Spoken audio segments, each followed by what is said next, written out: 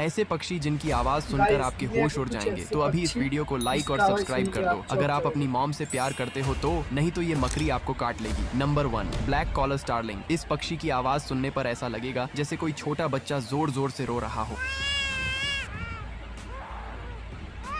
Number 2, horn screamer. जब ये पक्षी अपनी आवाज निकालता है तो ऐसा लगता है जैसे कोई गधा चिल्ला रहा हो।